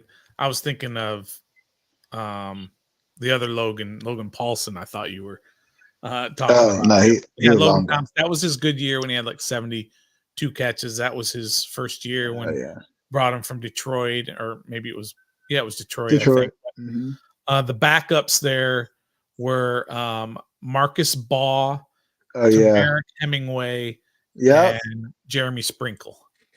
Jeremy Sprinks. Tight ends 2, 3, and 4. So they definitely needed a tight end to fit in. So now you go into 2021 and he's all automatically tight end 2. And I don't think that's a good thing. Especially when you whiffed on free agency to get a tight end there, and then you go get one in the 4th round and make him your TE2. Yeah. I mean, like you said, he was serviceable. He'll get you that 1 to 2 catch game for 7 to 14 yards, but he'll block his tail off, which I think is his best trait as a tight end. He's a good blocking tight end, not so much a receiving tight end. So which in round 4, hit, right? we're saying that these players have. So there was nobody significant taken in the next 10 picks that Washington could, and you might have an argument if you want Chuba Hubbard, running back from Oklahoma State, who Carolina took at pick 126. But outside of that, there's a bunch of just other people, some guys. The 2 tight ends taken afterwards were Kylan Granson, who has a total of 776 yards in his career, and Luke Farrell, 251 yards. Wow. So this was a good pick for Washington. So he has less yards than Granson, but has a solid spot on this roster for Washington. I just don't see how this one isn't a good pick for Washington in round 4. I think I don't know if it was a good pick, but it was a hit. We can say at the time it probably wasn't a good pick because we were like, what? But fair enough. So it wasn't a hit. I would have to say on our standards, it was a hit. All right. Okay. Yeah. All right. So moving on to round 5. Now we're talking serious gym territory. That's where we're digging. And maybe, unless you guys want to change this up on me, why don't we group 5, 6, and 7 together? Right. Unless you have anything to say about those that are different. And I think we're just going to put hidden gems, special teams players, right? Yep. Absolutely right. These are guys you're just kind of doing this, saying, well, let's see what we got with guys in the 5th and 6th round. As Drew here said earlier, the whole thing is a lottery. And it's true. Every single one of these picks, I would tell you, if you look at each individual pick over the course of the NFL history, you'll see that there is more misses than there are hits. The whole thing is just one big player lottery. Sure. And when you get to rounds 5 through 7, it gets really dicey. Not a lot of these players end up being where, starting. I think the average NFL career is less than 3 years. So it stands for not for long, and that's even for players who get there. So let's start with Jared Patterson, our 5th, Sam Howell. Oh man, you guys are asking for it today. How about Derek Forrest, pick 163 in round 5 here for Washington? Hit or miss for you guys? I'm so not a Defoe fan. I'm just not. I think there's way better safeties out there, his age or older or younger. So I'm saying miss. Yeah, he had a cool pick that kind of fell in his lap at one time, but when you think of Washington's defense, when it was at the top, his name was nowhere mentioned in any of that. It wasn't like it was Cam Curl, Jonathan Allen, D. Payne, Chase Young. You ain't hear Defoe. We did not hear it at all. So, miss. People say it's a hit. I say it's a miss. That's a tough one because I understand people saying it's a hit, and I also understand Trev saying it's a miss. But I mean, for a guy who's a 5th rounder, who is a starter, that's pretty good. But then again, you go back to, well, he was a starter. on one of the worst defenses in the history of the NFL. Somebody had to start. How good of a hit. In They his gave up more defense, explosive in plays. his defense, Stoner, he wasn't a starter the full year because he was injured. Okay, Bingo. but fine. Bingo. He was there. Starter the season before, where Washington was ranked in the top 10. In fact, he ended as one of the better rated safeties in the league the full year that he played. He did. Right. And that's why I like it. But then he absolutely regressed last year. Big time, bro. Thank you. They had the worst defense. They gave up the most explosive plays, and it wasn't even close. And then you get to the point of he's the last line of defense. And Good they're luck. giving up all these explosive plays. Again, it wasn't even close how many 20-yard touchdowns, 20-plus yard touchdowns that Washington gave up last year. And you bring up that curve thing. It's a 5th-round pick, and he started. But the point is, maybe he shouldn't have been. He started with a terrible defense. He started in a good defense. I just told you that the year prior, he started all 17 games. Well, maybe not all 17, but he started these games, and that was a good defense. Maybe not as great as the stats panned out to be, but that was a good defense. Yeah. I get that. But that's 1 out of the 3 years he's played that he played on a good defense. He played 5 games last year. Yeah, and he didn't play many his rookie season either. The injuries is the biggest reason why I don't know that this one can be a hit. So you gotta go. I get that he's a 5th rounder and he's a starter, but the curve to me is that he was a starter on a bad defense. So I think I'm going to end up in the miss category. I'm going to go counter, largely because I was leaning miss, but if you guys are going to go miss, I'm going to go opposite. I was only leaning miss, though, because of the injuries. So the fact that he missed his rookie season because of an injury, and he only played 5 games last year, but he did the year that he was healthy, that he played the majority of the games. He was an impact player as a 5th round pick. He made impact plays. That defense played better with him on the field. And I feel like you guys are like missing that point with saying that he's a miss, because that year that he was a full-time starter as a 5th round pick, he was exactly what we're looking for, which is a hidden gem. He was somebody who could create turnovers. He was somebody who could play the game of football. Hey, Trev. What's up? The question was, are we grading him on 1 year or are we grading him on 3 years? Right, because I remember that 1 year Colt McCoy had a pretty good season for us too. Also there was that one time Rambo had like several good games. Could we call that one? Yeah. The guy in the 6th round that we're going to judge, a Mr. Cam Cheeseman, he had a pretty good year his first year. Are we going to say he's a hit because he had one good year? Heck no. You gotta take it all into consideration. Right. And in his first year, Nathan, he missed a lot of the year. He missed half the year. But even when he played, he wasn't even a starter that year. Yeah. So you have to weigh that in. He wasn't a starter and he missed a bunch. Had one pretty darn good year, and then the next year he missed most of the year because of injuries. And when he was there, he wasn't good. So you got to take the whole picture and not just take the 1 year. Like I said, the injuries were exactly why I was leaning towards miss. I really. But you countered it. Now we had a lot of people in chat who were saying Defoe is a hit. So if you think Defoe was a hit for Washington, you got to make sure you hit that like button if you haven't already for us. We've got nearly 200 people watching here as we stream live on YouTube, Facebook, and Twitter. We appreciate all the game. As we were talking, we're going through revisits. We're going to be moving along a little bit quicker here, I think, on these next 4, because these guys did not pan out for Washington. Just say miss. Yeah, so Cameron Cheeseman, round 6, pick 225. He's probably going to be the one we're going to spend probably the most time on here, as he was a long snapper. Washington moved up to draft. He had that one good season. He was a very likable guy. And this season, they had to let him go because things just didn't work out. Miss.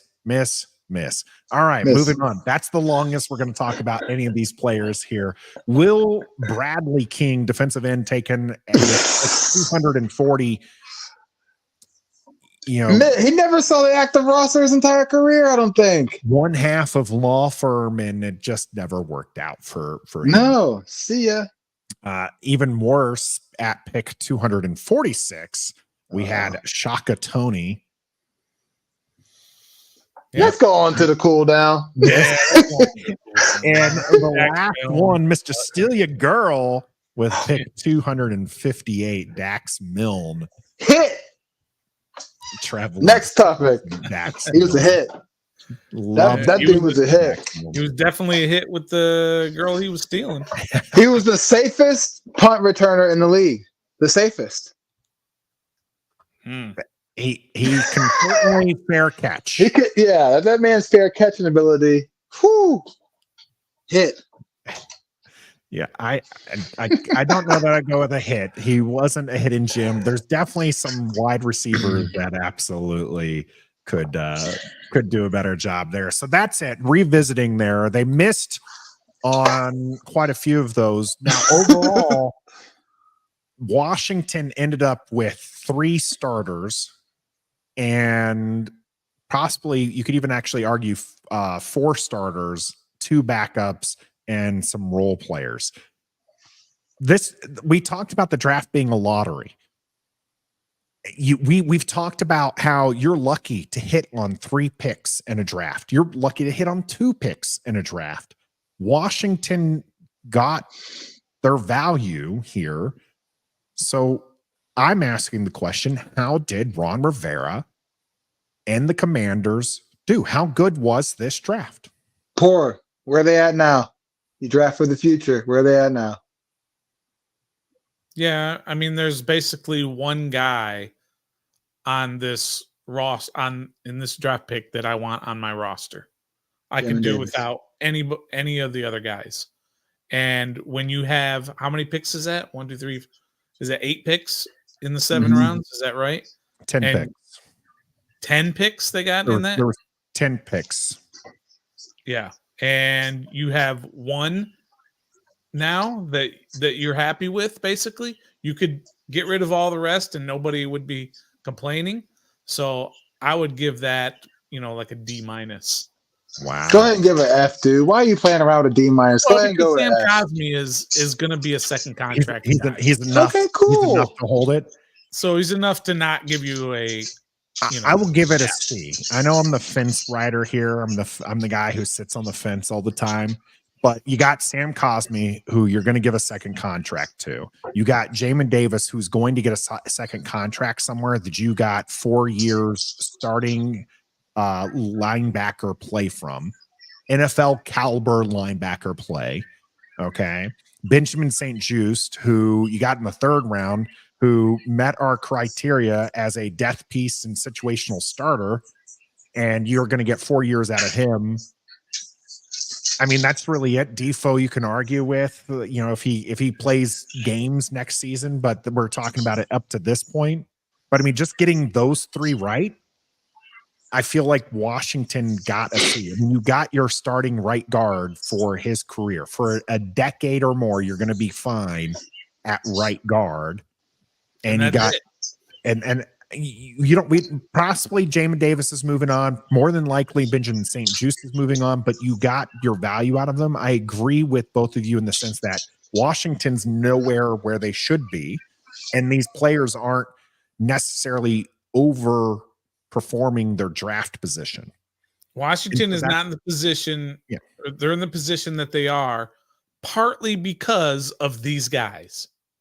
They're in the position they are partly because of Jamin Davis, Benjamin St-Juste, De'Ami Brown, John Bates, Derek Forrest, and so on. So you have to, that's kind of what you have to say.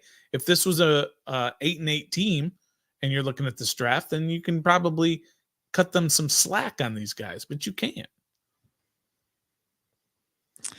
All right, man. You guys are really hard on the drafts. It's unbelievable. We'll have to see how we're going to do in our quick mock draft here in the cool down coming up. I say don't sleep on some of these players who we are going to be selecting. Don't Sleep Energy bringing you today's game. You can over to don'tsleepenergy.com. Use the code DISTRICT to get yourself 10% off and support a local company, as Don't Sleep Energy is from the DMV. Great group of people. They support us. You can support them and us by using that code DISTRICT over on their website. Don't sleep. Makes you great. Let's head to silly season in the cool down.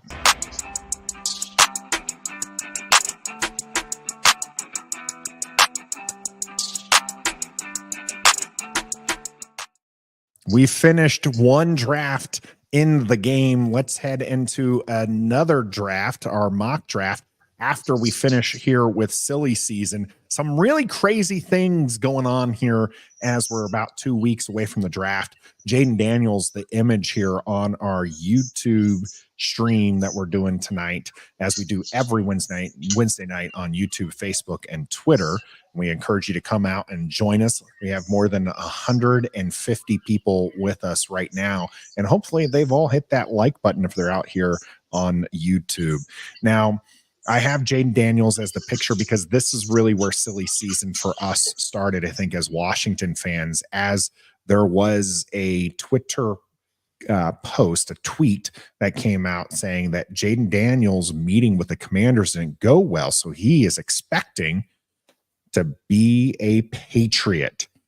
Now, a lot of people took that and ran with it, and there's just not much to say because there didn't even have a meeting. Jayden Daniels' meeting is scheduled for next week, and so it was just something somebody had tweeted out and people ran with and started talking about. Similarly so in silly season was Sam Howell's comment, or rather a comment made about Sam Howell that said that one of the reasons why Washington traded him away was because Sam has this killer instinct, and they didn't want to subject their new rookie QB to that, because as soon as Sam sees blood in the water, now I'm throwing an extra little bit in there, but that he would try to take over.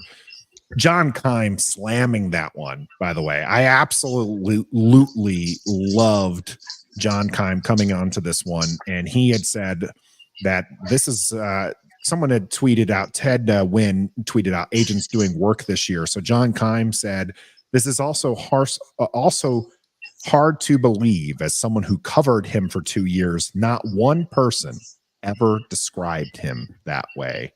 The killer mentality being the reference season. So it's just kind of silly season, as this is where both agents try to get their player drafted higher because it means more money, and also teams start putting out stuff because they want their player to fall. So there's negative comments starting to come out. This is where Tunsil's photo of him smoking a bong came out, and all of a sudden he starts tumbling down because now there's character issues that people might not have been aware of, and just all sorts of craziness is going to happen between now and that final draft period. What do you guys make of silly season? A little bit of a possibility. I mean, they went to an LSU pro day. They met with Jayden Daniels. So to just kind of to toss it away and say that they haven't even met with him yet, and therefore how could he have a bad meeting? They did meet with him, right? They met with him at LSU's pro day.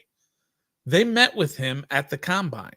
So there is that possibility out there. There's nothing that anybody's putting their name to it in terms of this is what happened. But I'm just saying that there's a possibility that it could be true, because they have had meetings with Jayden Daniels. They haven't had an official top 30 visit, which that's what's happening next week, but they have met with him more than once. Just saying, could be true. I don't think it is. I'm just saying. No, it's not. It's not true. It is. I'm pretty sure it was posted by a Patriots blog, and they even mocked him up in a Patriots uniform. It could be something to see Jayden Daniels over there. Yeah. So we will see. You had Rick Snyder had tweeted out that he likes Spencer Rattler's name, and so people were starting to talk about Spencer Rattler. Drafting 2 QBs could be an option. It is by far the point of silly season that we are in here right now. That's the bigger point. It is silly season, lying season, silly season. Call it whatever you want. You can't believe everything you hear. Boredom season. People are just bored, so they're just making up all these posts. And can I say this too? Of course. Because I'm guilty of it. You're guilty of it. And you're guilty of it. But this fan base is one of the most gullible, and I don't know anybody else, but one of the most gullible fan bases I've ever been a part of in my entire life. Seriously. I'm fans of other sports teams. But every time something we just fall for it and run with it. And it's just really like tiresome and annoying at times. And like I said, I've done it a couple of times, but not when it's like, come on, guys. Blatantly obvious that it's not true. Yeah. You know what I mean? But it's silly season, boring season, Yeah. It is an interesting one. I will see whether or not people loved this one. This is one that's been going around. Is this qualify as silly season? Jay Gruden has said that he likes Jayden Daniels and says that he's kind of like Josh Johnson or a souped up Teddy Bridgewater. Yeah. Well, I think there's a reason why Jay doesn't have a job anymore, right? That's right. That's why he's doing podcasts rather than coaching.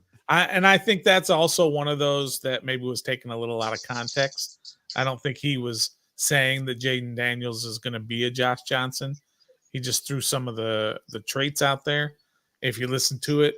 But, somebody will take that little piece and say, Jay Gruden said Jayden Daniels is going to be Josh Johnson. And then, like Trev said, everybody runs with it. Yeah. Everyone did run with it, probably including Jayden Daniels, as he has some wheels. He actually he did retweet, I believe, that Patriots one, which actually helped it gain some traction, where he just said, "Hey, I'm glad to be back home. Looking forward to these meetings." So fun times there with that one. But Tommy, I do think this was these were some familiarity with him, and I also think people misremember Teddy Bridgewater. Played well in Louisville. He actually had a good second season with the Minnesota Vikings before being injured. He could throw it. He had a pretty deep ball. I mean, he had some nice touch on the ball. He couldn't zing it, and neither can Jayden Daniels. It's one of the knocks on Jayden Daniels is he has an arm. He can make throws, but he doesn't have a rocket is the thing. So he can make those pretty deep throws, but he puts that touch on the ball, which is important for those. So I don't want my quarterback ending up being great and then resorting to being called Teddy Two Gloves and then out of the league. Okay. I appreciate it, Jay. Appreciate it, Nathan. Yeah, he had a nice deep ball his 1 year in Minnesota, whatever, but I will say when you're trying to put a dent or pop the balloon that is the hype of Jayden Daniels, Josh Johnson and Teddy Bridgewater are probably the QBs to do it, right? Hey, Josh Johnson did bring us our only win that season. Remember that? Against the Jacksonville Jaguars, baby. I'll never forget. Our only win? Well, second win. Or something like that. It was one win in a long time. First ever win. Oh, that's right. His win. His first win. His first ever NFL win. That's pretty bad, dude. Yeah. Good time. So I would classify that, for the record, as also silly season where we start doing this. But it's no different than I think. I think it's probably more realistic to comp a player to those rather than comping a player to Dan Marino, Jim Kelly, Eli Manning, Donovan McNabb, as Gus had earlier asked, what do we expect? What kind of career for number 2 to pan out?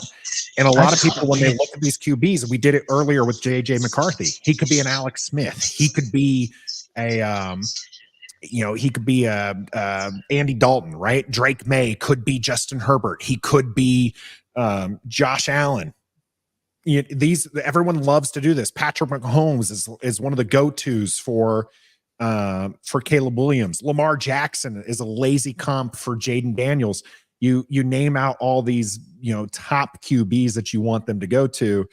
And that, to me, that's just as silly as it is, comping them to somebody like Josh Johnson. And but do you know what all those quarterbacks have in common, even the ones listed on the comment and the ones you named?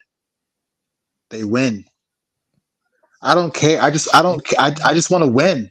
I don't care if they're going to be the next Michael Vick, or I just want to win games. How about they just be the next Jayden Daniels or the next Drake Maye? Like, let's just do that. I just want to win games. I really, right now at this point, I don't care if they're going to be a Dan Marino or if they're going to be a Peyton Manning. If they throw 20 interceptions and 15 touchdowns and we have 12 wins, hey, I'm cool. You know what I mean? So I just want to win. All right, JJ McCarthy is the pick, everyone. Just win football games. The only winner on that group that they threw out there, though, was Eli. And the other three never won a Super Bowl. Just saying. Yeah, that is true. That is true. Has to win Super Bowls. Otherwise, It doesn't pan out. Well, gents, we're going to do 3 rounds tonight here and try to get this through pretty quickly here. Entering the draft, we know we're going to be up here at pick 2. People have spoken, and they want Jayden Daniels, who have we picked? I think we've picked all of them now, haven't we? What do you mean we picked all of them? We've picked JJ McCarthy. We picked Drake Maye last week. No, we didn't pick JJ McCarthy. We definitely picked JJ McCarthy the first time, didn't we? Because it was his pro day is when we did our first one. And then I'm not going to hit draft because I'm going to pause it because I know we want to trade up. So we picked JJ McCarthy because it was his pro day. Last week we picked Drake Maye because it was throwing people a bone because we all picked JJ McCarthy over Drake Maye, even though Drake Maye won the fan vote. And so now I'm saying we picked Jayden Daniels because our viewers, 1,500 plus people came in and voted in this, and more people came here and said Jayden Daniels, that we're going to go with Jayden Daniels. Eventually we're going to go through our pick. But right now I'm just going through this will be the third one here that we're taking in these drafts. Where do we want to try to pop back in? Right here. We're not going to 5.